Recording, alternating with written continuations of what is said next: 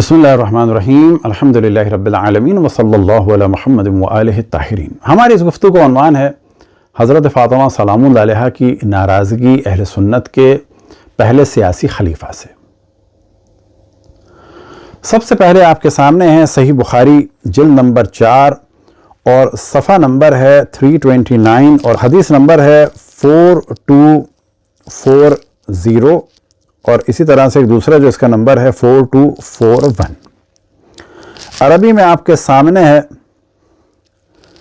ان فاطمہ علیہ السلام بنت رسول اللہ، کہ حضرت فاطمہ رضی اللہ عنہا۔ اب یہاں پر دیکھیں کہ عربی میں ہے علیہ السلام اور اردو میں ترجمہ کر دیا ہے رضی اللہ عنہا۔ تو یہاں پر یہی خباثت دیکھ لیں، اہل بیت سے دشمنی دیکھ لیں کہ عربی میں لکھا ہے علیہ السلام اور وہاں پر کر دیا ہے رضی اللہ عنہا۔ خیر، اب آپ کے سامنے ہے صفحہ نمبر 330۔ فوجدت فاطمۃ علی ابی بکر فی ذلک فحجرته فلم تکلمہ حتی توفیت۔ بنابراین وہ حضرت ابو بکر سے ناراض ہو گئیں اور ان سے میل ملاقات ترک کر دی، پھر وفات ہونے تک ان سے بات چیت نہیں کی۔ تو جناب حضرت فاطمہ سلام اللہ علیہا آپ کے پہلے سیاسی خلیفہ سے ناراض تھیں اور دنیا سے جاتے جاتے ان سے بات نہیں کی۔ تو یہاں پر آپ سے سوال ہوگا، کیا حضرت فاطمہ سلام اللہ علیہا نے یہ کام غلط کیا یا ان موصوف نے کچھ ایسے غلط کام کیے تھے کہ جس کے بعد وہ حقدار ہو گئے تھے اس بات کے کہ بضعۃ الرسول، کہ جو رسول اللہ صلی اللہ علیہ وسلم کا ٹکڑا ہیں وہ ان سے بات نہ کریں۔ اب یہ جو شور مچایا جاتا ہے کہ ان کی نماز جنازہ آپ کے پہلے سیاسی خلیفہ نے پڑھائی، تو یہ صحیح بخاری آپ کے سامنے، کیوں جھوٹ بولتے ہیں آپ لوگ؟ فلما توفیت دفنها زوجها علی لیلا ولم یعزن بها ابا بکر وصلی علیہا۔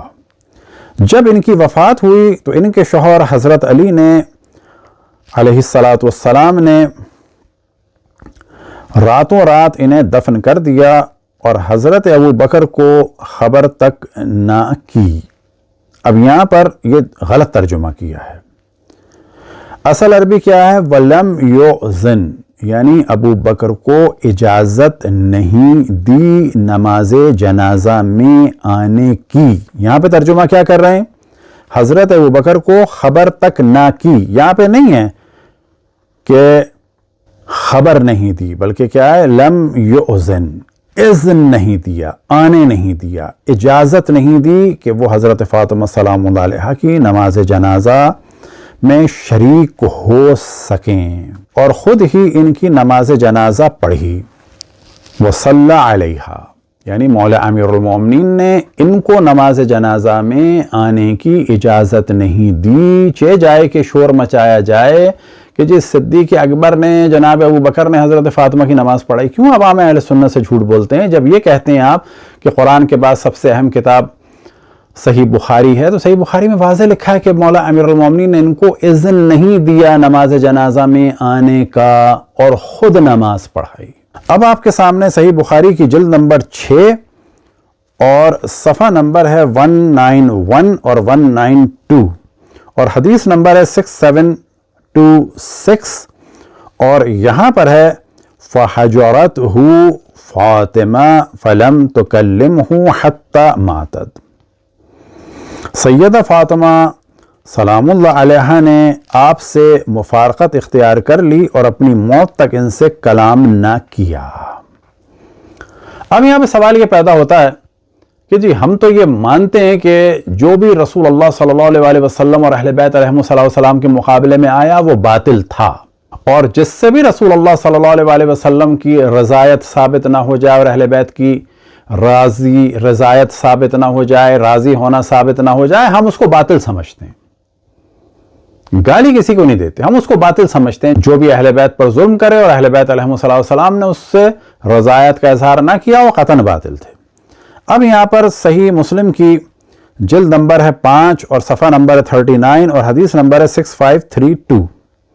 اور یہاں پر موضوع ہے کسی مسلمان کے لیے حلال نہیں کہ وہ 3 دن سے زیادہ اپنے بھائی کو چھوڑ دے، یعنی قطع تعلق کر کے رکھے. تو یہاں پر سوال یہ پیدا ہوتا ہے کہ حضرت فاطمہ سلام اللہ علیہا نے غلط کیا تو یہ ہو نہیں سکتا. ان کے لیے آیت تطہیر نازل ہوئی، وہ بضعۃ الرسول ہیں، ان کے لیے تواتر کے ساتھ روایات ہیں کہ وہ سیدۃ نساء العالمین ہیں. تو وہ تو غلط کر نہیں سکتی کہ کسی مومن سے اور مسلمان سے بات ترک کر دیں. اور یہ ثابت ہے کہ وہ جناب ابو بکر سے آخر وقت تک ناراض رہیں اور بات نہیں کی.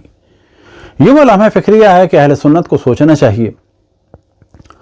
علماء آپ کو نہیں بتائیں گے، عوام کو سوچنا چاہیے کہ شیعہ اگر رسول کی بیٹی کا ساتھ دے رہے ہیں اور دشمنان فاطمہ علیہ السلام اور دشمنان اہل بیت سے نفرت کا اظہار کرتے ہیں اور ان کی پول کھولتے ہیں، تو یہ احسان ہے خود اہل سنت پر اگر وہ رسول اللہ صلی اللہ علیہ وسلم کو واقعا مانتے ہیں. کیونکہ جو بھی رسول اللہ صلی اللہ علیہ وسلم کو مانتا ہے وہ ان کے اہل بیت کو، خصوصاً حضرت فاطمہ سلام اللہ علیہا کو ضرور مانے گا. یہ ایک لمحہ فکریہ تھا، مختصر سی گفتگو ہے.